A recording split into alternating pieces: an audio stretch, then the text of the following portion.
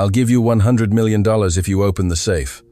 The tycoon laughed, looking down at the barefoot boy. He didn't know he was betting against the wrong person, and that he would lose everything. Hey, move away from there, la. Important people are coming through. Mauricio Santillana shouted at Mateo, who was wiping the marble floor of the lobby with a worn-out old rag. The boy looked up, his dark eyes full of focus, and quickly moved aside, muttering a barely audible, "Sorry, sir." Mateo was only 11, but already carried on his small shoulders a burden of responsibility no child should bear. His hands, cracked from water and cleaning solutions, worked tirelessly since early morning. The knees of his long pants showed patches darned by his mother, Rosa, who sewed every night trying to maintain her son's dignity, despite the poverty surrounding them. Mauricio Santillana was the owner of Santillana Corporate, one of the biggest companies in the capital city. At 45, he had built an empire based on real estate and technology. He wore watches that cost more than a new car and imported ties that equaled the monthly salary of any of his staff. To him, people like Mateo were simply part of the furniture, objects that were meant to be present but never seen. "Carolina," called the cleaning services manager again. "How many times must I tell the Maxics not to Kyong rush, get in the way when I arrive?" Carolina Mendez, 32, had been working for Mauricio for 6 years. She had learned to navigate his explosive temper and hurtful remarks. "Mr. Santillana, the boy was just doing his job. He comes at 6 a.m. to clean before the staff arrives." "And I care about that, whore?" Mauricio retorted dismissively, dropping his leather briefcase onto the desk. "I don't care about his story. I just want him to do his job without me having to see him." What Mauricio didn't know was that Mateo wasn't an employee of the cleaning company. He was the son of Rosa, who did work there for 3 years. Rosa was 35 and the sole provider for their home, since Carlos, her husband, had an accident that left him unable to do heavy labor. Carlos now sold kachang, peanuts, at traffic lights, earning just enough for his medicine. Mateo accompanied his mother every morning because they had no one to leave him with. School had taken a back seat when his father's medical bills consumed all their savings. But the boy didn't just sit around waiting. He helped his mother with the cleaning chores, carried water pails, organized supplies, swept the corridors, all with a dedication that belied his young age. "Mama," Mateo whispered, when Rosa appeared with her cleaning trolley. "That, Pek, older gentleman, sir, is angry again." Rosa looked towards Mauricio's office and sighed. "Don't worry, La, my dear. We just need to do our job well and not get into trouble. Why does he treat us like that? We haven't done anything wrong. Some people, Mateo, haven't learned that everyone deserves respect. But that doesn't mean we have to be like them. Do you understand?" The boy nodded, though in his eyes there was a flicker of something more. It wasn't exactly resentment, but a quiet determination that Rosa recognized because it was the same one she held when she decided never to give up despite the circumstances. The day passed normally until a special messenger arrived at noon. He carried a large, heavy package, sealed with several security locks and confidential stickers everywhere. "Delivery for Mr. Mauricio Santillana," the messenger announced at the reception. Carolina signed the delivery documents and personally took the package to Mauricio's office. It was a silver portable safe with a sophisticated electronic panel on the front. A sealed envelope with documentation came with it. "What the heck is this?" Mauricio asked as he opened the envelope. His expression shifted from confusion to absolute surprise as he read.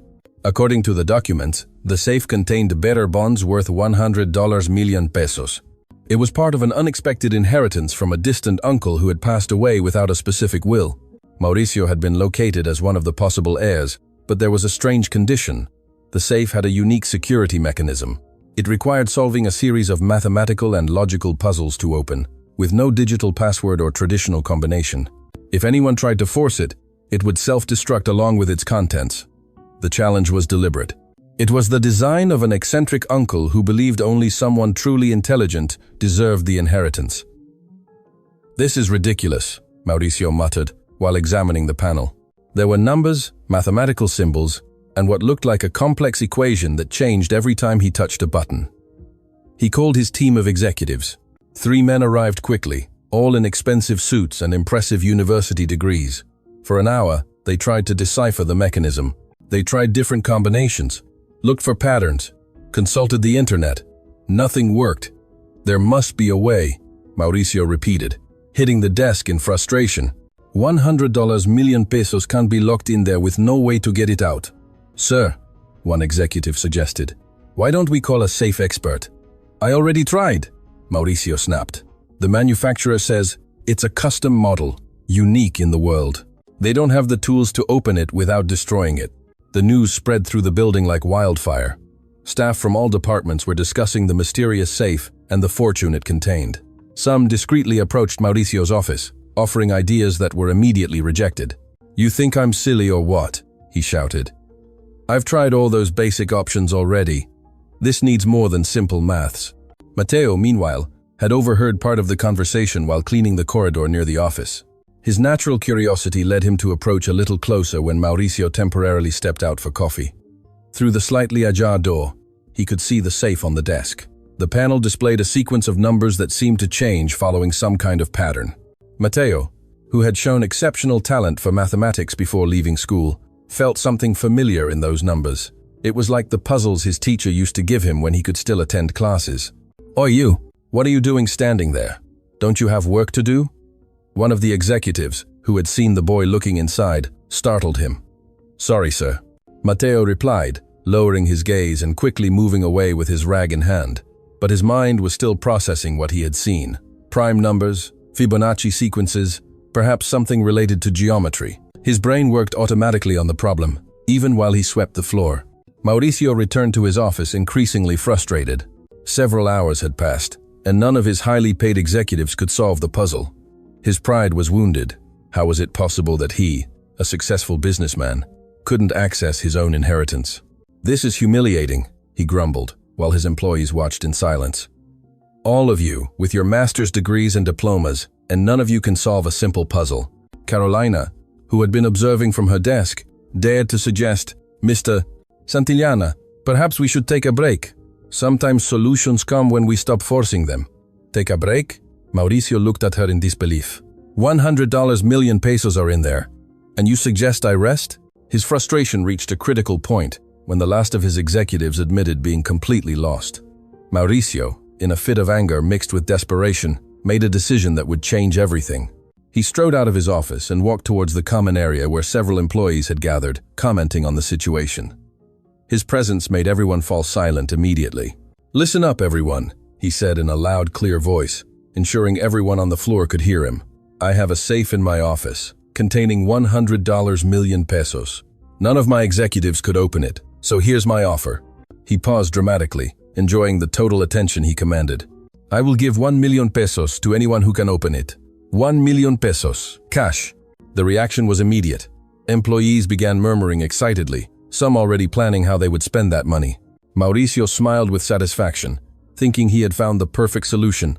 But then he saw Matteo standing in a corner with his rag in hand, observing everything in silence. And in that moment of absolute arrogance, Mauricio decided to turn his offer into a cruel spectacle.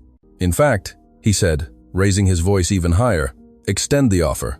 If even this Budak child, kid, can open it. He pointed directly at Matteo. I will give him the full $100 million pesos. All of it. The office burst into laughter. It was obvious Mauricio was making a cruel joke, mocking the idea that a poor, dirty child could achieve what educated executives couldn't. Imagine, Mauricio continued, feeding off the laughter. A cleaning boy solving what mathematicians couldn't. It would be the joke of the century. Rosa, who had heard everything from where she was cleaning the windows, felt her heart sink. She wanted to run to her son, protect him from this public humiliation. But Matteo looked at her and nodded, as if telling her it was okay. Sir, Matteo spoke with a clear yet respectful voice, surprising everyone. Are you serious? Mauricio looked at him with a mixture of amusement and disdain. Of course I'm serious, boy. If you can open that safe, I'll give you everything inside. $100 million pesos. And if you can't, then you keep cleaning floors as you should. Mauricio replied with a cruel smile. Do you accept the deal? Matteo looked at his mother, who had tears in her eyes but nodded almost imperceptibly. The boy knew this could be the biggest humiliation of his life, but he also knew something no one else in that room knew. He had seen the pattern in those numbers and believed he could solve it. I accept, Matteo said with a firm voice. The office exploded in a mix of laughter and mocking comments. Employees took out their phones to record what they were sure would be an embarrassing moment to remember. Mauricio was practically laughing in the child's face. Perfect, he exclaimed. I'm going to enjoy this. Carolina, Bring the boy to my office. Let's watch this show. As Matteo walked towards the office, his small hands clenched the rag he had been using. His heart beat fast, but not from fear. It was excitement mixed with determination. He had spent so long being invisible, being treated as if he didn't matter. Now he had a chance to prove that intelligence has nothing to do with the money you have or the clothes you wear. Mauricio didn't know he was about to receive the most expensive and humiliating lesson of his life, that the barefoot boy he had despised was about to change everything. The bet was placed, and nothing would be the same. Mauricio's office had turned into a circus. Employees crowded at the door, craning their necks for a better view, while others recorded with their phones from every possible angle. The scene was so absurd that no one wanted to miss it. A barefoot boy in patched-up clothes, confronting a high-tech safe that had defeated executives with university degrees. Give the genius some space. Ah, Mauricio said sarcastically, making an exaggerated gesture for Matteo to approach the desk. We don't want him to get distracted while he performs his magic. Laughter filled the room. Matteo walked slowly, feeling the weight of all those stares upon him. Carolina watched from a desk with an expression mixing pity and curiosity. Rosa had stayed in the corridor, unable to enter, but also unable to walk away. Well, Tuan, mister. Sir, maestro, Mauricio continued, crossing his arms as he leaned back in his leather chair. You have all the time in the world, although I suppose cleaning floors hasn't given you much experience with advanced technology. Matteo stood in front of the safe, ignoring the comments, his eyes fixed on the electronic panel. The numbers danced on the screen. 2, 3, 5, 7, 11, 13, 17. It was exactly what he had thought. A sequence of prime numbers. But it didn't end there. Already give up? One of the executives asked from the door. There's no shame in admitting this is too much for you. Matteo didn't reply. His small finger, still with traces of dirt under the nails despite having washed his hands, gently touched the screen. The numbers changed. 1, 2, 3, 5, 8, 13. Fibonacci. His former maths teacher had taught him that sequence when he could still attend school. He's pressing buttons randomly, someone scoffed. This is going to end badly. But Carolina, who had a better view of the panel, noticed something different. The boy wasn't pressing buttons randomly. His movements were deliberate, calculated. There was a pattern to what he was doing. Mauricio also started to notice. His mocking smile faded slightly when he saw the absolute concentration on Matteo's face. It wasn't the expression of someone lost and confused. It was the expression of someone solving a problem he understood. Wait a moment, Mauricio leaned forward. You really know what you're doing? Matteo didn't answer. His eyes moved between different sections of the panel, identifying patterns that intertwined. It wasn't just one sequence, but several working simultaneously. Prime, numbers in one column, Fibonacci in another, and something else in the third that took him a moment to recognize. Perfect squares, he murmured to himself. In his mind, Matteo returned to the afternoons in his old school, when Professor Hernandez stayed after class to teach him mathematical puzzles. Mathematics is the universal language, Matteo, he used to say. It doesn't matter where you come from or what clothes you wear, numbers don't discriminate. That teacher had seen something special in him. He had filled out applications for scholarships. He had spoken to principals of private schools. But then Carlos's accident happened, and all that had to take a back seat. Oi, the voice of Mauricio pulled him out of his thoughts. I asked you a question. Do you know what you're doing, or are you just wasting my time? I'm working on it, sir, Matteo replied without looking up from the panel. Mauricio let out a short, nervous laugh. For the first time since he made his cruel bet, he felt a small pang of unease. Surely the boy couldn't really. It wasn't impossible. It must just be luck that he identified some basic sequences. Matteo pressed a series of numbers in a specific order. The panel emitted a soft sound, different from the error beeps that had been sounding when the executives tried. It was a confirmation tone. What was that? Asked one of the employees. Nothing. Probably another error, Mauricio replied, though his voice sounded less confident than before. Carolina moved a little closer, fascinated. She had worked in that office long enough to recognize when Mauricio was nervous, and right now he was.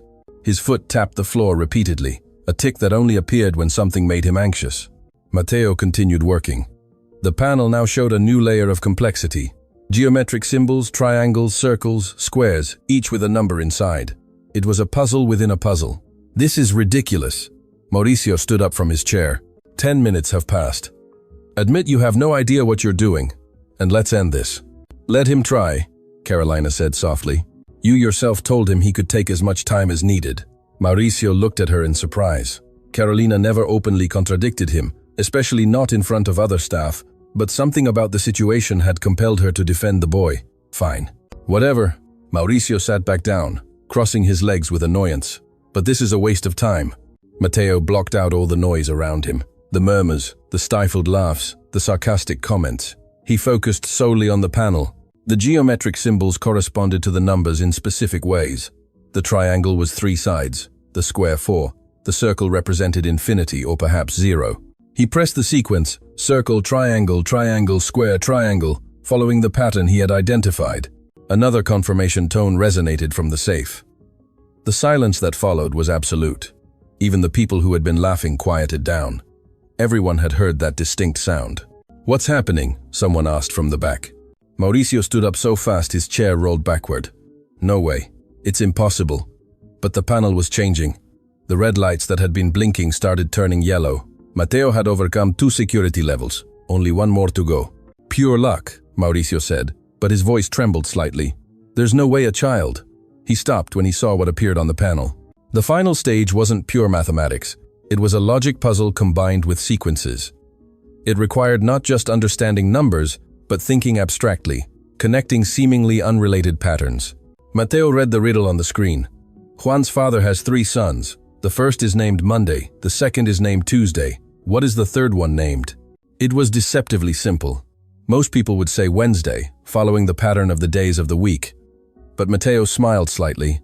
The answer was in the question itself. Juan, he said quietly as he typed the name on the panel. The safe emitted a series of mechanical clicks. The yellow lights turned green. The panel displayed a message, access granted. The room fell into a dead silence. No, Mauricio whispered, the blood draining from his face. No, no. Mateo stepped back, looking at the safe, which now showed its lock released. He didn't open it. He didn't touch anything else. He simply turned to Mauricio. I solved it, sir, he said with a calm voice. You can verify it. Mauricio approached the safe as if in a trance. His hands trembled when he touched the handle. The door opened smoothly, revealing the interior packed with bearer bonds, exactly as the document stated. $100, million pesos, in negotiable certificates. The silence was broken by the sound of someone dropping their phone. Then another. The employees who had been recording everything were so shocked they forgot to hold on to their devices. He did it, Carolina whispered, covering her mouth. He really did it. Mauricio stared fixedly at the inside of the safe, his brain unable to process what had just happened. The child he had publicly humiliated, the child he had mocked, the child he had treated as invisible for months, had just solved a puzzle that not even his most highly paid executives could decipher. This is cheating, he finally said, his voice sounding hollow. Someone told him the answers. It has to be that. Mr. Santillana, Carolina spoke firmly. We were all here. Nobody told him anything. The boy solved it himself. Then it was luck. Pure, blind luck. One of the executives who had been watching closely suggested. Luck across 3 different levels of puzzles? Each level required different reasoning. That's not luck. Mateo stood still, watching Mauricio crumble. He felt neither joy nor satisfaction, only a deep sadness at seeing an adult refuse to accept reality. Rosa finally entered the office with tears streaming down her cheeks. She knelt beside her son and hugged him tightly. I'm so proud of you, she whispered in his ear. Mama, did I really do it? Mateo asked, as if he was just processing what had happened. You did it, my love. You did it. Mauricio watched them, his mind racing at 1,000 miles per hour. He had made that bet in front of dozens of witnesses. Many of them had recorded it on video. He couldn't back down now without completely destroying his reputation. This doesn't count, he said desperately. It was a joke. Nobody takes those kinds of bets seriously. You said you were serious, Mateo replied, looking him straight in the eyes. I asked you twice, and you confirmed. He's a child. Contracts with minors aren't valid, but public promises are, especially when there's video evidence, Carolina interjected. Mauricio looked at her with betrayal. Which side are you on? The side of what is right, she replied without hesitation. He made a public bet. The boy fulfilled his part.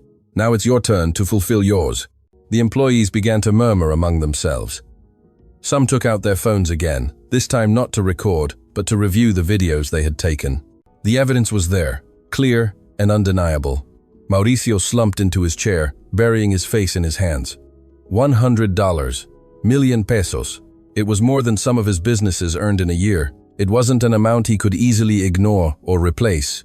"I need to talk to my lawyers," he finally said. "This can't be legal, Mr. Santillana," said Don Alberto, the company's senior accountant, who had been watching from the back of the room. He was a respected 60-year-old man, with an unshakable reputation for integrity. "With all due respect, you made a public bet, and the boy won it cleanly. You too, Alberto.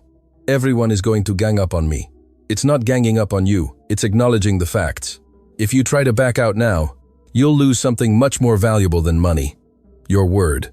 Mauricio looked up, surveying the room. All his employees watched him with a mixture of disappointment and expectation. He knew Don Alberto was right. If he didn't keep his word, he would never have credibility in the business world again. "Give me time to think," he finally said. I need to process this. Take all the time you need." Rosa spoke for the first time, her voice firm despite the tears. "But my son fulfilled his part of the deal. We expect you to do the same." Mother and son withdrew from the office, followed by the gazes of everyone present. When they left, conversations erupted. Employees debated what had just happened, the implications, how incredible it was to witness that moment. Carolina approached Mauricio, who remained motionless in his chair. "Sir, you need to make a decision soon. This is already being shared on social media." "What?" Several employees uploaded the videos. There are already thousands of views. People are asking what's going to happen, if you're going to keep your promise. Mauricio felt like the world was collapsing around him. Not only had he lost an impossible bet, but now it was public. Thousands of people were watching him, waiting to see what kind of man he truly was. Don Alberto stayed after everyone else left. "Mauricio," he said, using his first name for the first time in years. "I know that boy and his mother. They've been working here for a while. They are good people who have been through very difficult situations. And what does that matter? It matters because you have the opportunity to do something extraordinary, not just keep a promise, but change lives. Or you can be the man who humiliated a child and then denied him what he won." "Exactly." Mauricio didn't reply. He sat in his empty office, looking at the open safe, processing that an one-year-old boy had just taught him the most humiliating lesson of his life. Outside, in the corridor, Mateo hugged his mother while she cried from a mixture of pride, fear, and hope. The bet had been won, but the real test was just beginning. Night had fallen over the city when Rosa and Mateo finally reached their small flat in the outskirts. The bus ride had been silent. Both were still processing what had happened. The cool night air contrasted with the suffocating heat Mateo had felt in that office full of stairs. Carlos was waiting for them at the door, his face showing a mixture of worry and curiosity. He leaned on his cane, his right leg barely supporting his weight. "What happened?" "I got messages saying there were videos of Mateo online." Rosa hugged her husband and, for the first time since leaving the office, allowed herself to cry without restraint. They weren't tears of sadness, but of such intense emotion that it needed to come out somehow. "Papa." Mateo spoke with a small voice. "I solved a puzzle that nobody could solve." "What kind of puzzle?" "One worth $100 million pesos." Carlos looked to his wife for confirmation. Rosa nodded, still unable to form coherent words. The father slumped onto the only chair they had in the tiny living room, the creak of the old wood echoing in the silence. "Tell me everything," he finally said. As Mateo recounted the day's events, his voice gained confidence. He spoke about the prime numbers, about Fibonacci, about Juan's riddle. Carlos listened with his eyes widening, recognizing in his son something that had always been there, but that circumstances had prevented them from cultivating. "I always knew you were special," Carlos said when Mateo finished, his own tears beginning to form. "Your teacher Hernandez told me every time I saw him. This boy is going to be someone great," he kept repeating. "But Papa, Mr. Mauricio doesn't want to pay. He says it was a joke." "Then he's not a man of his word," Carlos replied, with a firmness that surprised them both. Despite his physical condition, his voice carried the authority of someone who had worked his whole life with dignity. But the truth always comes out. What none of them knew was that at that very moment, the truth was exploding on the internet in ways they couldn't imagine. In his luxurious penthouse downtown, Mauricio Santillana couldn't sleep. The panoramic view of the city lights, which usually filled him with satisfaction, now seemed to mock him. Every illuminated window was like a judging eye. His phone hadn't stopped ringing for hours, calls from business partners, messages from his family, incessant social media notifications. He had tried turning it off, but the anxiety of not knowing what was happening was worse than facing reality. Finally, at 2 a.m., he gave up and opened his phone. What he saw froze him. The video had exploded. Not thousands of views, as Carolina had mentioned, but millions. The clip where he made the cruel bet with Matteo had been viewed over 3 million times. The video of Matteo opening the safe, 5 million. The comments were devastating. This man is the definition of cruelty. That kid is a genius, and this guy just wants to humiliate him. If he doesn't keep his promise, he should go to jail. Does anyone know where this mister works? We need justice. Mauricio felt cold sweat running down his back. This wasn't just a personal reputation issue. It was a crisis that could destroy everything he had built. He dialed his lawyer's number, ignoring the hour. Alberto Ruiz, his legal counsel for 15 years, answered with a sleepy voice. Mauricio, it's 2 a.m. Alberto, this is an emergency. Did you see the videos? A long sigh came from the other end of the line. I saw them. The whole country saw them. I need legal options. There has to be a way to overturn this. Mauricio, listen to me carefully. Alberto's voice lost all trace of sleep and became serious. Technically, a verbal public bet before witnesses and with video evidence carries legal weight, especially when both parties fulfilled their part of the agreement. Both parts. He's a child who exactly did what you asked him to. He opened the safe. You promised $100 million pesos, and he delivered. There are witnesses, there is video, there is proof. Mauricio walked to the window, looking at the sleeping city below. So, what do you recommend? As your lawyer, I'm telling you that paying is the least damaging option. As your friend, I'm telling you it's the right thing to do. $100 million pesos, Alberto. It's not pocket change, I know, but the cost of not paying will be much higher. There are already online petitions demanding a boycott of your company. Clients are asking if they want to do business with someone like that. Your reputation is worth more than $100 million. Mauricio hung up without saying goodbye, something he had never done before. The glass wall in front of him reflected a man he didn't recognize, unkempt, with dark circles under his eyes, defeated. His phone vibrated again. This time it was a message from his older sister, Gabriela, who lived in Spain and whom he respected more than anyone in the world. Mauricio, I just saw the videos. What have you become? Mother would be ashamed. That sentence hit him harder than any internet comment. His mother had passed away 5 years ago, a humble woman who had cleaned houses to pay for his education. She had been, like Rosa, hardworking, dignified, self-sacrificing. For the first time in years, Mauricio Santillana cried. By dawn the next day, the city woke up to the story on every headline. Tycoon humiliates genius boy and refuses to pay. Matteo, the one-year-old who solved the impossible. Justice for Matteo. Thousands demand businessmen keep his word. At the school where Matteo had studied, Professor Hernandez arrived early as always. A colleague stopped him in the corridor, showing him the video on his phone. Hernandez, is that not your student, Matteo Silva? The professor adjusted his glasses, looking at the screen. His eyes filled with tears when he saw his former student solving the puzzles with the same concentration he showed in class. It's him, he whispered. I knew he was brilliant, but this is extraordinary. Why did he leave school? A talent like that. Family problems. His father had an accident. They needed money. I tried to get him scholarships, but the procedures are slow, and the need was urgent. The professor sat down at his desk, an idea forming in his mind. He picked up his phone and started making calls. If that businessman wasn't going to do the right thing, he would make sure Matteo received the opportunities he deserved in other ways.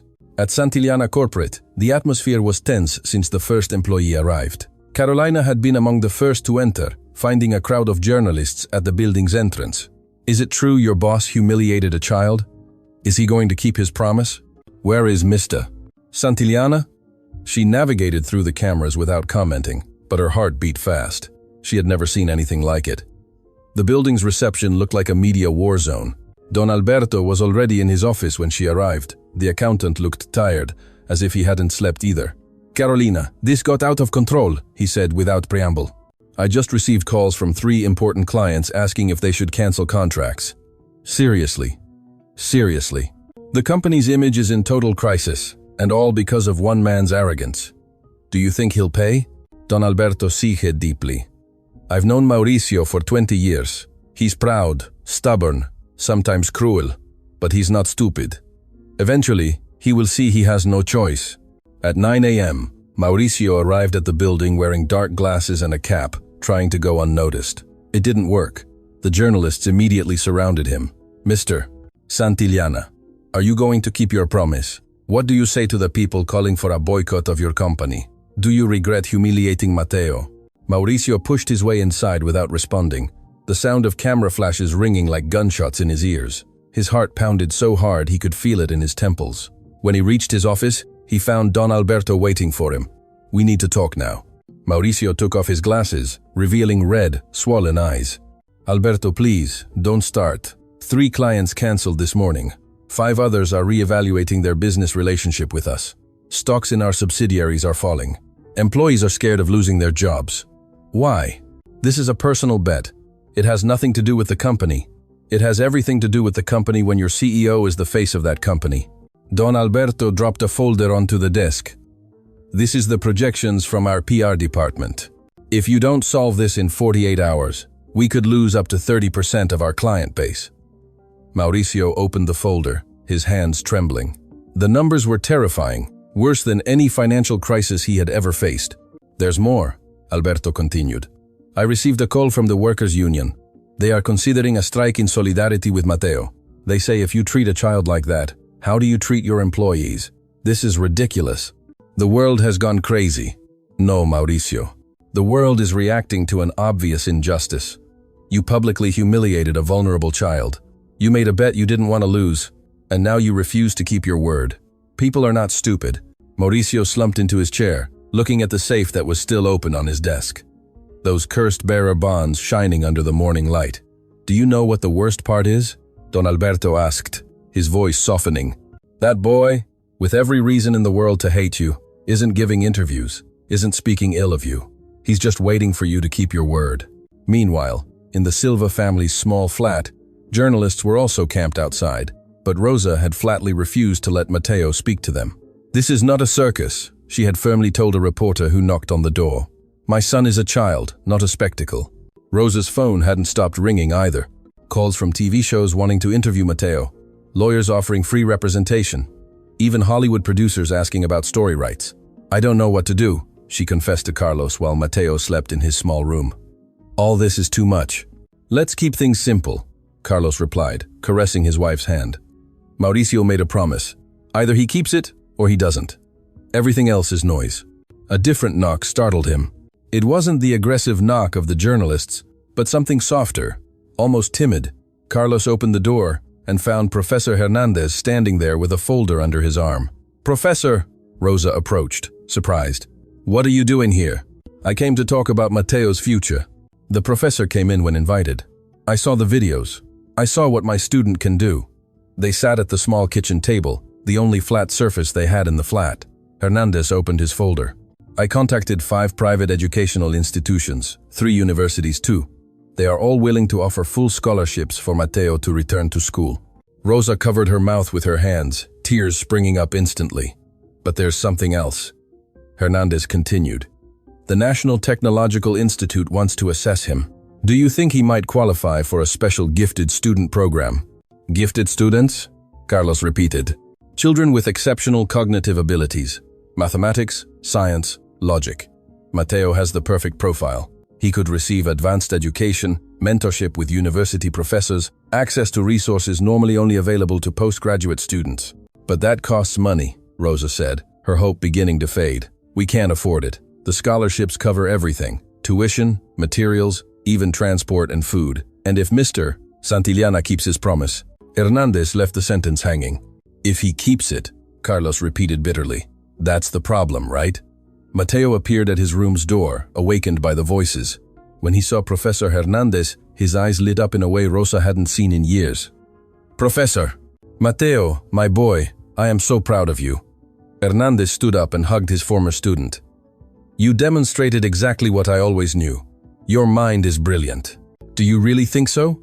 I know so, and I'm not the only one. There are many people who want to help you develop your talent. For the first time since the bet, Matteo smiled genuinely. At 3 p.m., Mauricio convened an emergency meeting with all department heads. The conference room was full, the air thick with tension and rumors. Ladies and gentlemen, Mauricio began, his voice sounding tired. "You are aware of the situation. I need to know the real impact on our operations." The head of human resources spoke first. "Sir, we've received 20 resignations just this morning. Staff saying they don't want to work for someone who treats children like that." The head of sales continued. "We lost the contract with Garcia Distributors. $30 million pesos annually. They said they cannot associate with our current image." The marketing director added, "Social media is against us. Hashtags like number justice for Mateo and number cruel Santillana are trending nationally. Some brands are removing our products from their catalogs." Each report was like a physical blow to Mauricio. He looked at the faces around the table. Some showed barely concealed satisfaction, others genuine concern. None showed the respect they used to have for him. Carolina, who had been taking notes silently, finally spoke. "Mr. Santillana, with all due respect, there is an obvious solution to all of this, which is, publicly keep your promise with humility. Turn this into a story of redemption instead of one of cruelty." Mauricio looked at her for a long moment. "Are you telling me to humiliate myself publicly?" "I'm telling you to do the right thing," Carolina replied without lowering her gaze. "Pride is not worth what you are losing." Don Alberto stood up. "Mauricio, I'm going to tell you something that perhaps no one else has the courage to say. Your mother cleaned houses so you could study. She worked on her knees washing floors so you could wear a tie. And now you are looking down on a woman doing exactly the same for her son." The silence in the room was absolute. No one dared to breathe. "Rosa is your mother 30 years ago," Alberto continued. "Mateo is you at 11 with a talent that needs opportunity. The difference is that your mother found people who respected her. Are you going to be the one to take that opportunity away from another child?" Mauricio felt like the air had been knocked out of his lungs. He had never made that connection, but now that Alberto had put it into words, it was impossible to ignore. "I need time to think," he finally said, his voice barely a whisper. "You don't have time," the finance director interjected. "Tomorrow, the deadline for 3 important contracts expires. They all said they are waiting to see how you resolve this before signing. We're talking about $200 million pesos at stake." Mauricio looked up sharply. 200 million? Yes. So the real question is, are you going to lose $200 million by refusing to pay $100 million? The irony was brutal and perfect. Mauricio had bet $100 million thinking he could never lose. Now losing that $100 million might save him $200 million. But beyond the numbers, something else was beginning to weigh on his conscience. The image of his mother on her knees cleaning floors. The image of Rosa doing exactly the same. The image of Mateo, with that brilliant talent hidden behind patched clothes and cracked hands. "I want to talk to the boy," he finally said. "Arrange a private meeting. Just him, his mother, and me." Carolina nodded. "I will try, sir, but I don't know if they will agree. Let them know I want to apologize, truly." For the first time in days, something resembling hope appeared on his employees' faces. Maybe, just maybe, their boss wasn't completely lost. The question was, would it be enough? Or was the damage already irreparable? Outside, the journalists were still waiting, the cameras still recording, the world still watching. And in a small flat on the outskirts, an one-year-old boy waited simply for an adult to keep his word. The meeting was scheduled for the next day at 5 p.m. in a neutral room, the office of public notary Don Ramiro Vega, a 70-year-old man with an impeccable reputation in the city. Carolina had suggested the location so both parties could feel safe, away from the cameras and media chaos.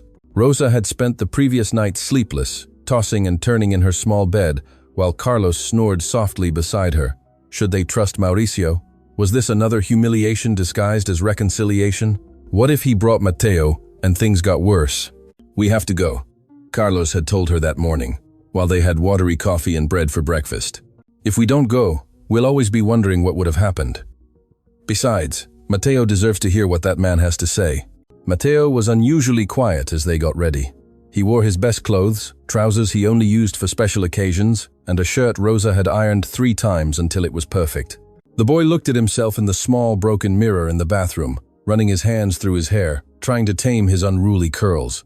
"You look very handsome, my love," Rosa told him from the doorway, her voice cracking slightly.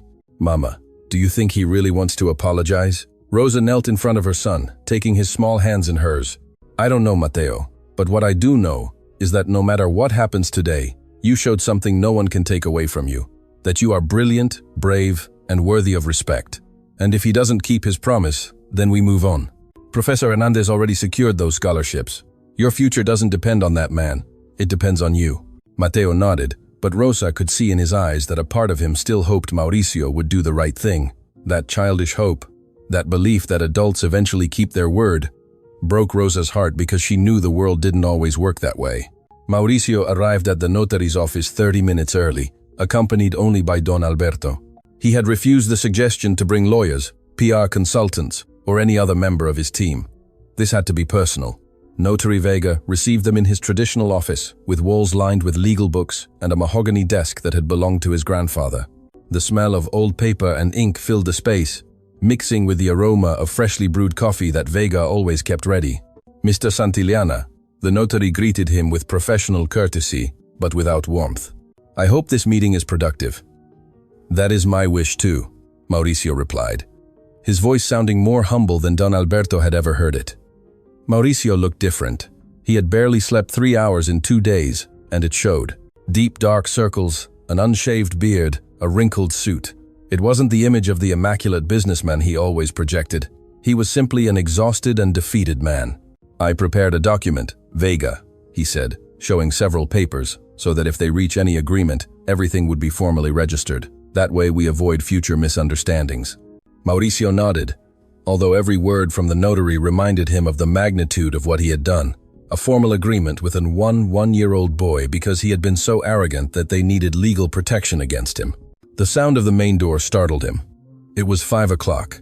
Rosa, Carlos, and Mateo had arrived. When the two families met in the notary's conference room, the tension was so thick you could almost touch it. Mateo stayed slightly behind his mother, his dark eyes watching Mauricio with a mixture of curiosity and caution.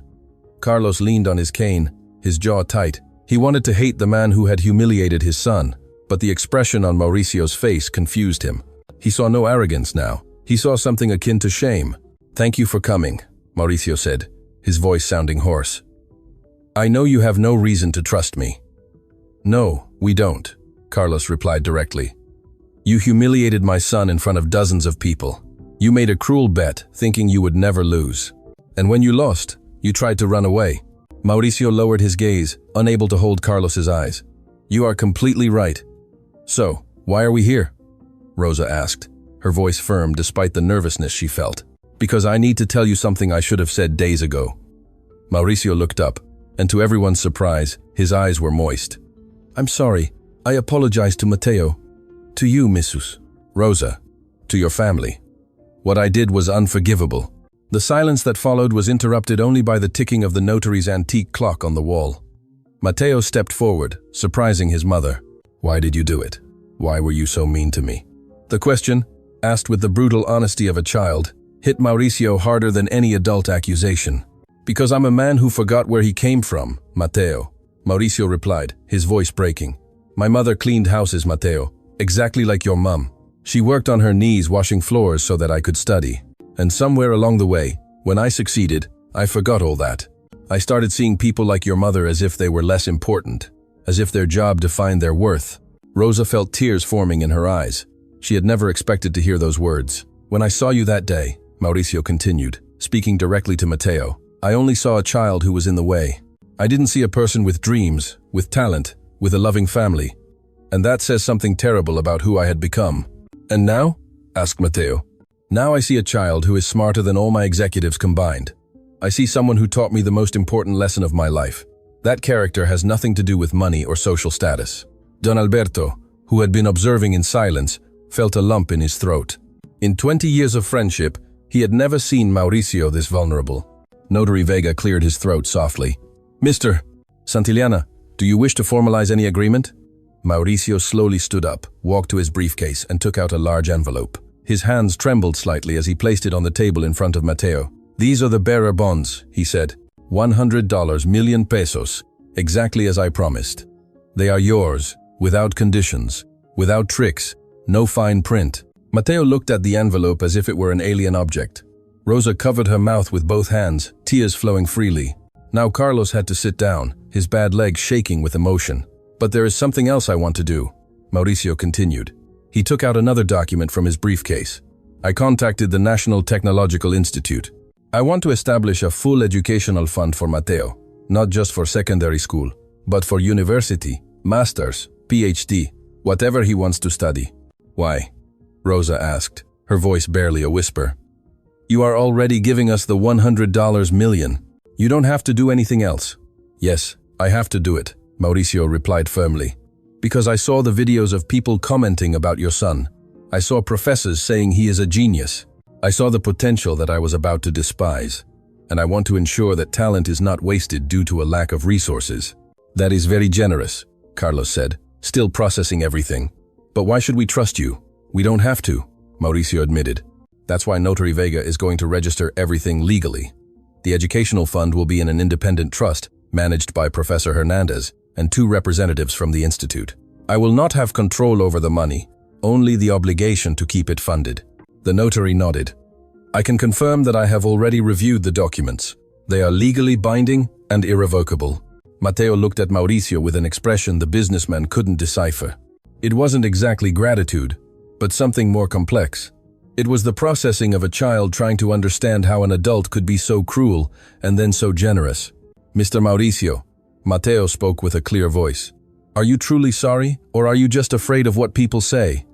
The question was devastatingly direct. Everyone in the room froze, waiting for the answer. Mauricio knelt to get to Mateo's level, something he would never normally do. Both, he admitted with brutal honesty. I am afraid of losing my company this way, but I am also truly sorry because I saw videos of my mother in old photos cleaning houses and realized I was treating you as others probably treated her, and that broke my heart. Your mother also cleaned houses? Mateo asked, his hostility beginning to soften. Yes, for 20 years, so that I could study and have a better life. And you forgot that? I forgot, and it was the worst mistake of my life. Mateo looked at his mother for guidance. Rosa nodded almost imperceptibly, giving him permission to make his own decision. I accept your apology, Mateo said finally, and I accept the money because you promised it, and we need it. But I want you to know something. What thing? That I will never forget where I come from. No matter how much money I have, I will always remember that my mom cleaned floors and that my dad sold sweets at traffic lights, because they taught me that honest work is dignified, no matter what it is. Mateo's words echoed in the room like chimes. Mauricio felt tears run down his cheeks, no longer caring about hiding them. You are wiser at 11 than I am at 45, he said with a broken voice. I wish I could go back in time and treat you with the respect you deserved from the beginning. You can't go back in time, Mateo replied with a maturity that belied his age. But you can do things right from now on. Rosa finally approached the table, taking the envelope with trembling hands. Inside were the bonds, each one certified and validated. $100 million pesos. More money than they had seen in their entire combined lives. This is going to change our lives, she murmured, barely able to believe it was real. It already has. Don Alberto spoke for the first time. It changed everything for everyone present. Notary Vega began preparing the final documents. There were contracts to sign, certifications to validate, seals to stamp. The process took almost an hour, during which the 2 families remained in the room, the air gradually lightening from tension. Mrs. Rosa. Mauricio spoke while they waited for the notary to finish. I want to offer you something else. More? Rosa looked at him with recovered suspicion. A real job in my company, not in cleaning, in human resources, as an employee well-being advisor. Someone to ensure that workers are treated with dignity. Rosa blinked, confused. But I don't have studies for that. You have something better than studies. Experience. You know what it feels like to be invisible, to be underestimated. That makes you perfect for the role, and we will pay for any training you need. Carlos squeezed his wife's hand. It's your decision. Lord. Rosa looked at Mauricio for a long time, searching for signs of deceit or manipulation. But what she saw was sincerity, tired, imperfect, but real. I will think about it, she finally said. But if I accept, it will be because I want to do that job well, not out of charity. I wouldn't expect less, Mauricio replied. When the documents were finally ready, the notary presented them one by one. Transfer of bonds, establishment of the educational trust, terms of Rosa's potential employment, everything signed, sealed, certified. It's done, Vega announced. It's all official and legally binding. Mateo was now officially the owner of $100 million pesos. His education was guaranteed up to the level he wanted to reach. His mother had a real job offer that could change the trajectory of their family. "May I say something?" Don Alberto asked for permission. When everyone nodded, he continued. "I have worked with Mauricio for 20 years. I've seen him at his worst and his best, but I have never seen him learn a lesson as important as this one." "Which lesson?" Mateo asked. "That true success is not measured by money, but by how we treat people, especially those who cannot defend themselves." Mauricio nodded, unable to speak because of the lump in his throat. When they left the notary's office, the sun was beginning to set, painting the sky in oranges and pinks. Outside, a small group of journalists was still waiting, but they kept a respectful distance thanks to the security guards Vega had hired. "Are you going to make statements?" one of the reporters shouted. Mauricio looked at Rosa, who nodded. Together with Mateo between them, they walked towards the cameras. "Justice was done today," Mauricio said into the microphones. "I kept my promise to Mateo and his family. But more importantly, I learned that I had forgotten my roots and lost my moral compass. That one-year-old boy taught me more in 1 week than I learned in 20 years of business." "How do you feel, Mateo?" asked a reporter. Mateo thought for a moment before answering. "I feel happy that he kept his word, and I hope other adults will also learn to keep their promises." The cameras captured that moment. And one-year-old boy standing between his family and a remorseful tycoon, teaching the world about integrity. That night, the videos of the reconciliation went even more viral than those of the original humiliation. But this time, the comments were different. Faith in humanity restored. "This boy is the future of our country." Mauricio Santillana showed that people can change. Rosa and Carlos raised an exceptional son. In their small flat, the Silva family sat together at their only table, the bonds hidden in an envelope that Rosa had stashed in the safest place she knew inside their mattress. "What are we going to do with all that money?" Carlos asked, still processing. "First, pay off all our debts," Rosa said practically. "Second, get a better place to live. Third, make sure Mateo has everything he needs to study." "And after that?" Mateo asked. "After that, live with dignity, without ever forgetting where we came from. Just like I promised, Mr. Mauricio," Mateo added, "exactly like you promised." In his penthouse, Mauricio looked at the city lights, but this time with different feelings. He had lost $100 million pesos, had almost lost his company, had been publicly humiliated, but he had gained something he didn't know he needed, a second chance to be the person his mother had raised him to be, the person who respected honest work, who valued character over money, who understood that everyone deserves dignity. His phone rang. It was his sister Gabriela from Spain. "I saw today's videos," she said. Mother would be proud. Those 4 words were worth more than any fortune. The story had taken a turn no one expected, but it wasn't over yet. The true impact of everything that had happened was only just beginning to reveal itself. The dawn arrived differently for the Silva family. For the first time in years, Rosa woke up without the knot of anxiety in her stomach, wondering how they would pay the bills that month. Sunlight streamed through the small window of their flat, but everything looked brighter, as if the world itself had changed color. Carlos was already awake, sitting at the kitchen table with a cup of coffee, looking at the documents the notary had given them. His hands, calloused from years of hard work, trembled slightly as he turned the pages again and again, as if needing to confirm that it was all real. "You can't sleep, huh?" Rosa approached, resting a hand on his shoulder. "I was thinking about everything we can do now," Carlos replied, his voice laden with contained emotion.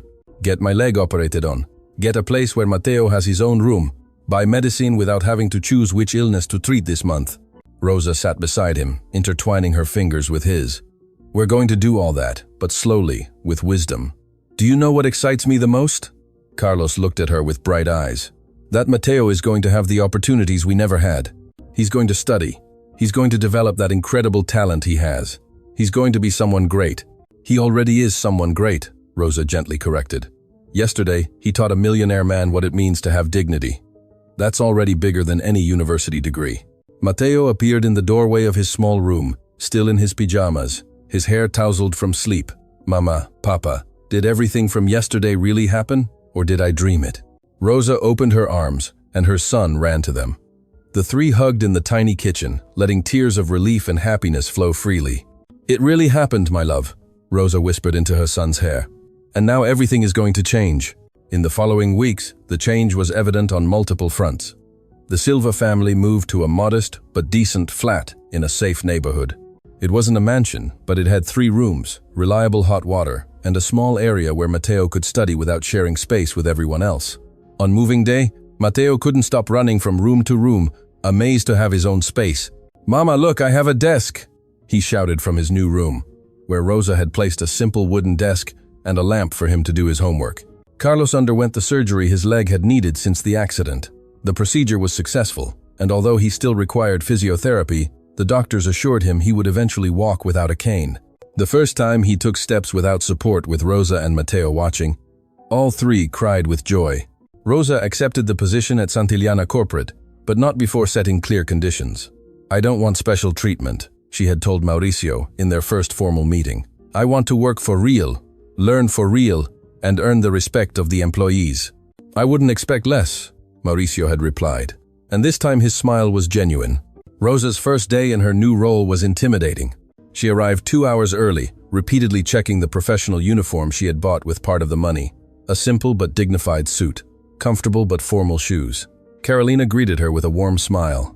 "Welcome to the team, Rosa, but now as a colleague, not a cleaning lady."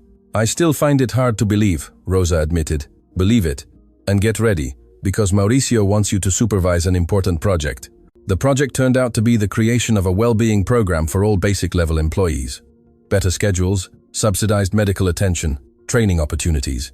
Rosa worked alongside HR specialists, bringing the invaluable perspective of someone who had been on the other side.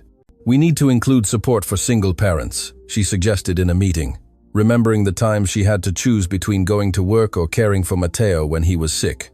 "Excellent point," the head of human resources noted. "What else have you observed that we could improve?" To Rosa's surprise, her voice mattered. Her ideas were heard, implemented, valued, not out of charity, but because they had real merit. Matteo, meanwhile, started in the gifted student program at the National Technological Institute. The first day was overwhelming. The other children in the program came from affluent families, with connections, university professors, or scientists as parents. Matteo was the only one who had learned advanced mathematics while helping his mother clean offices. "I don't belong here," he told Rosa that night with tears of frustration. "The other kids talk about books I've never read, places I've never visited." Rosa sat next to him on his new bed, stroking his hair. "Matteo, who opened a safe that executives with master's degrees couldn't open?" "Me," the boy murmured. "And who taught those arrogant adults about humility and dignity?" "Me." "Then you do belong here. You just have different experiences, not inferior ones. Your experiences make you unique." Professor Hernandez, who now formally supervised Matteo's education as part of the trust, constantly reinforced that message. "Your perspective is valuable precisely because it is different," he told him. "You see problems that others don't see because you have lived realities that they only read about in books." Gradually, Matteo began to find his place. When a classmate struggled with algebra, Matteo explained it using real-life examples, not abstract formulas. When they discussed social issues in class, Matteo offered insights that only someone who had experienced poverty could provide. "It is fascinating to work with him," the program director told Hernandez during an evaluation. "He has exceptional mathematical intelligence, yes, but also an emotional intelligence that we rarely see in children his age. He's had to grow up fast." Hernandez replied with contained pride. "Difficulties can destroy or strengthen. In Matteo's case, they strengthened him." Mauricio, meanwhile, faced his own transformation. The media crisis had turned into an unexpected opportunity for real change. After keeping his promise to Matteo, he began to examine all his company's practices with new eyes. "How much do we pay the cleaning staff?" he asked in an executive meeting, surprising everyone with the question. "The legal minimum wage," the head of HR replied. "And do you think that's enough to live with dignity?" An uncomfortable silence filled the room. No one had questioned that before. "I want you to review the salaries of all basic-level employees," Mauricio ordered. "Cleaning, security, maintenance, cafeteria, everyone. And I want you to increase them to a level where a person can support a family without having to work 3 jobs. "Sir, that will cost millions," protested the CFO. "And we will do it anyway. Budget for the increase for the next quarter." Don Alberto, observing from his usual seat, smiled discreetly. The man he had known for 20 years was returning, but improved by the lessons learned. The news of the change at Santillana Corporate spread quickly. Other companies began to question their own practices. Some did it genuinely, others just for PR, but the effect was the same. The national conversation about labor, dignity, and fair wages had been revived. Mauricio was invited to give a talk at a leadership conference. He accepted, nervous but determined to share what he had learned. For 20 years I built an empire. He began his presentation to hundreds of businessmen, but I forgot to build my humanity. And one one-year-old boy reminded me of something my mother taught me decades ago, that every person deserves respect, regardless of their job or their bank account. The audience listened in absolute silence. When I humiliated Mateo Silva, I not only disrespected him, I disrespected his mother, who works harder than I have ever worked. I disrespected all the honest workers who keep our companies running, and I disrespected myself by forgetting where I came from. His voice broke slightly, but he continued. I share this with you not to clean up my image, but because I believe many of us have forgotten the same lesson. It's easy to see numbers on spreadsheets and forget that every number represents a person with a family, dreams, dignity. After the conference, several businessmen approached him, some to criticize him for weakness, others to thank him for expressing what they too had begun to feel. My grandfather started as a factory worker. One confessed to him, I built this company on his sacrifice, but at some point, I forgot that. Your story reminded me that I need to reconnect with those values. One afternoon, Carolina knocked on Mauricio's office door with a serious expression. Sir, is someone here to see you? They don't have an appointment, but I think you should receive them. Who is it? Mateo Silva. Mauricio stood up immediately. Send him in. Don Mateo entered the office, now dressed in the Technological Institute uniform, carrying a backpack full of books. He looked different from the last time he had been there. More confident, happier, but still with that humility that characterized him. Mr. Mauricio, he greeted formally. I hope I'm not bothering you. Not at all, Mateo. Please, have a seat. Would you like something to drink? No, thank you. I just came to give you something. The boy took a carefully organized folder out of his backpack. Inside was a school project, a complex mathematical analysis of resource distribution in companies. I did this project on your company, Mateo explained. My teacher asked me to analyze a real organization, and I thought of Santillana Corporate. I found some areas where efficiency could be improved. Mateo pointed to certain pages, especially in the budget allocation for employee training. With the mathematical models I learned, I calculated that investing 15% more in training could increase productivity by 25% in 2 years. Mauricio glanced over the project, impressed by the depth of the analysis. The analysis was sophisticated, supported by solid data and impeccable mathematics. Can I keep this? He asked.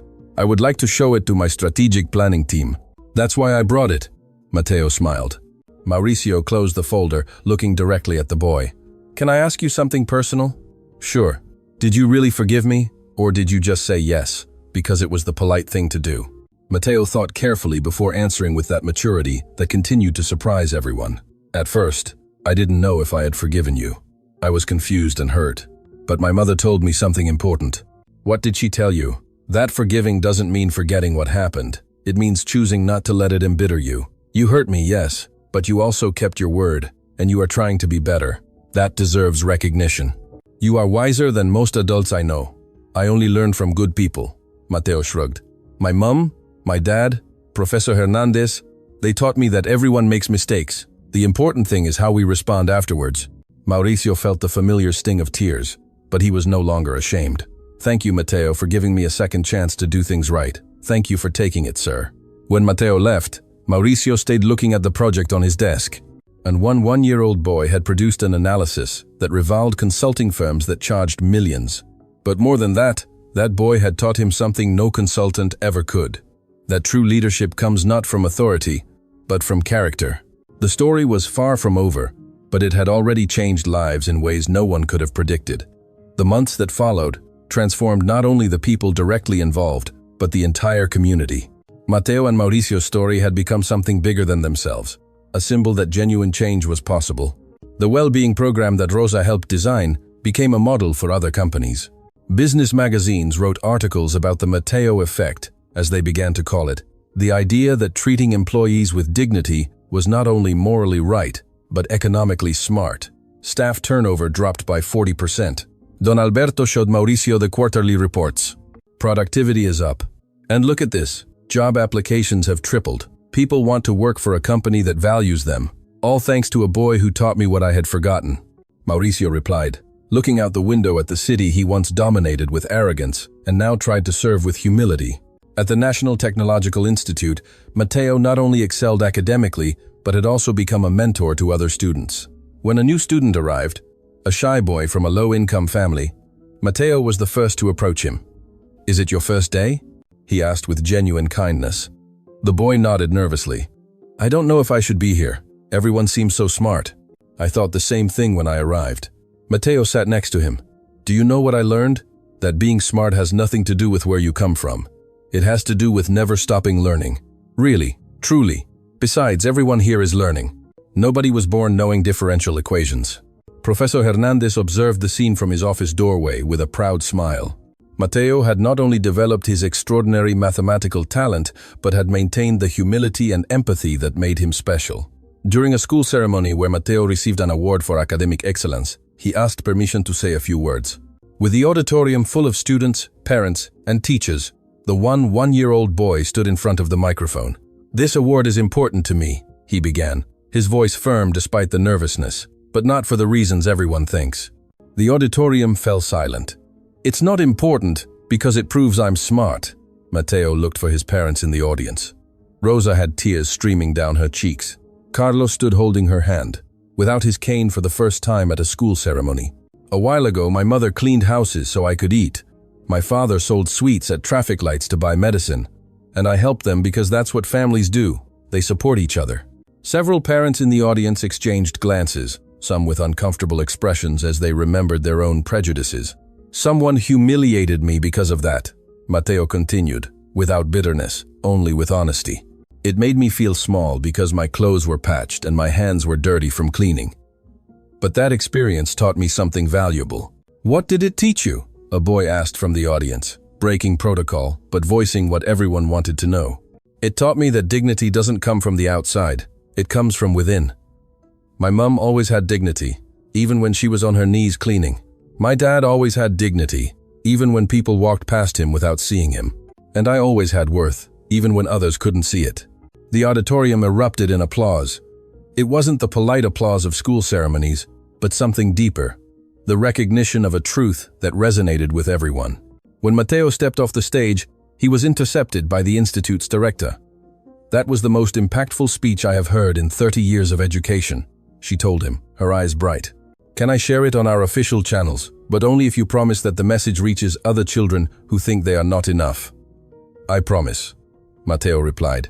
The video of Mateo's speech went viral again, this time for completely different reasons than the first time. The comments were overwhelmingly positive. "This child is 11 and has more wisdom than most adults. His mum and dad raised an exceptional human being. I cried when he spoke about dignity. My mother also cleaned houses. We need more stories like this in the world." Mauricio watched the video in his office. And for the umpteenth time since meeting Mateo, he cried. But these were different tears, not of shame or regret, but of deep gratitude for having been given the opportunity to learn from someone so special. Carolina entered his office and found him wiping his eyes. "Did you see Mateo's video?" "I did. That boy is extraordinary." "He is. And in part, he is extraordinary because you gave him the opportunity to shine." "No," Mauricio corrected her. "I almost destroyed that opportunity. It was his mother, his father, Professor Hernandez, and above all, his own character, that made him shine. But he learned and changed. That also counts." Mauricio thought for a moment. "Carolina, I want to do something else." "What thing?" "I want to create a foundation for children like Mateo. Children with extraordinary talent but without financial resources. I don't want anyone else to have to wait for an arrogant tycoon to make a cruel bet to get their chance." Carolina smiled broadly. "That would be incredible. What would you call it?" "The Dignity Foundation. Because that's what I learned. That everyone deserves the chance to develop their potential with dignity." One special afternoon, Mauricio invited the Silva family to his office for a meeting. But when they arrived, they found the conference room full of people. Don Alberto, Carolina, Professor Hernandez, company employees, even some reporters. "What is happening?" Rosa asked, confused. "I wanted everyone here for this announcement," Mauricio explained, "because everyone was part of this transformation." He pressed a button on the remote control, and a presentation appeared on the big screen. Dignity Foundation, the title read. With the support of Professor Hernandez and the supervision of Don Alberto, we have created an educational foundation, Mauricio began to explain.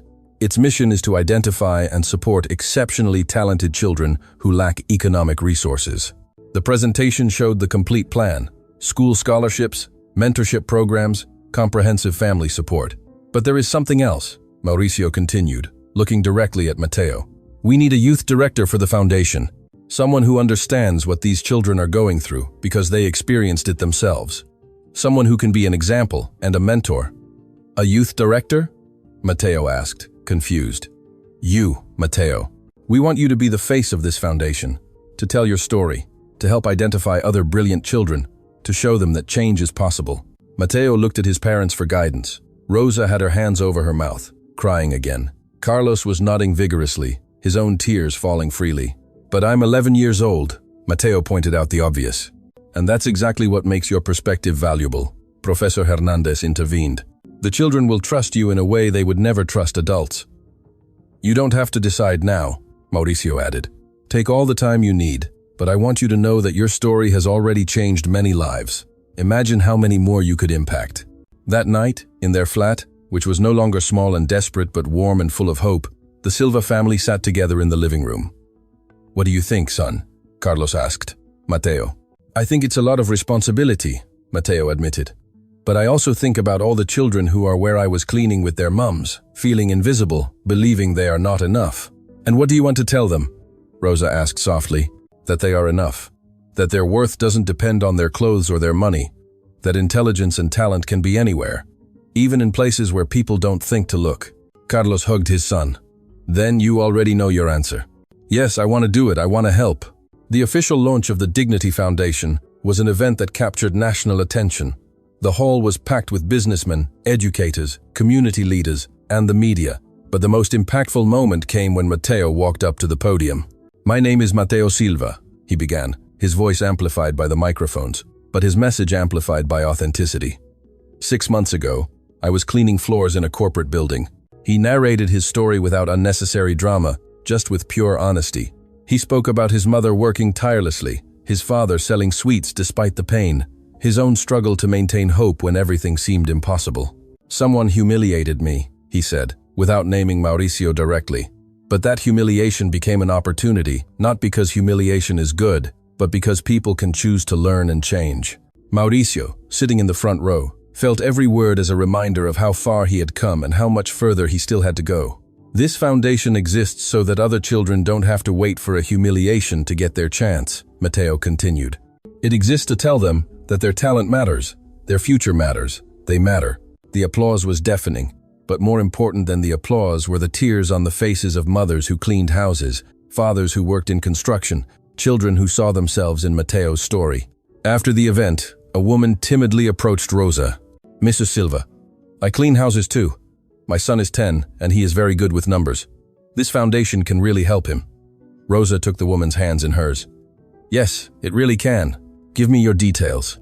I will personally make sure he gets assessed. Because Rosa had accepted another role in the foundation, community outreach coordinator. Who better than someone who had lived that reality to connect with families who were living it now? One quiet afternoon, Mateo and Mauricio met again in the office where it all began. The safe was still there, now empty, but kept as a reminder. Do you know what the most ironic thing is? Mauricio asked Mateo. What thing? That I bet $100 million pesos, thinking it was impossible for you to lose. I lost that $100 million, but I gained something worth much more. What did you gain? I regained my humanity. I gained the respect of my employees, I gained purpose, and I gained a friend who constantly teaches me how to be a better person. Mateo smiled. I also gained important things. Like what? I learned that justice sometimes does exist. I learned that people can change if they truly want to. And I learned that my voice matters even when I'm the smallest one in the room. Your voice always mattered. Mateo. I was just too arrogant to hear it at first. They sat in comfortable silence for a moment, looking out the window at the city sprawling below. Mr. Mauricio. Mateo broke the silence. There is something I never asked you. What thing? What would have happened if I couldn't open the safe? Would you really have humiliated me more? Mauricio sighed deeply. Honestly, I don't know. The man I was at that moment probably would have, but I'm glad I didn't have to find out because by losing that bet, I gained the opportunity to become someone better. Everyone deserves second chances, Matteo said with wisdom that belied his 11 years. Yes, and thank you for giving me mine. The first anniversary of the day Matteo opened the safe was commemorated specially. The Dignity Foundation had granted full scholarships to 50 children in its first year. 23 companies had adopted the Santillana corporate labor well-being model. Rosa had helped 30 families access educational resources, and Matteo, now 12, remained the same humble boy, but with a confidence that came from knowing who he was and where he came from. At the anniversary ceremony, he was asked to say the final words.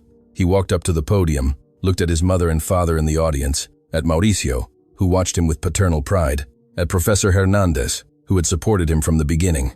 1 year ago, Matteo began. A man offered me $100 million pesos and said I could open a safe. He thought he was making a cruel joke. He didn't know he was opening something much more important. He paused, letting his words resonate. I didn't just open a safe that day. I opened a conversation about dignity, about respect, about the worth of every person regardless of their job or their origin. And that conversation changed lives, including mine. I learned that the real treasure was never in those bearer bonds. The real treasure is in the opportunities I now have, in the education I receive, in knowing that my family is well, in being able to help other children have the same opportunities. Matteo looked directly at the cameras, broadcasting live to every child watching him. If someone makes you feel small because of your clothes, because of your home, because of your parents' work, I want you to remember something. Your worth is not defined by someone else. It is defined by you with your actions, your character, your heart. To every adult watching me, never underestimate someone by their appearance. The next genius, the next leader, the next person to change the world could be cleaning your office, selling sweets on the street, or serving your coffee. Treat them with the dignity they deserve. Tears ran down faces throughout the auditorium. And finally, Matteo concluded, his voice firm and clear.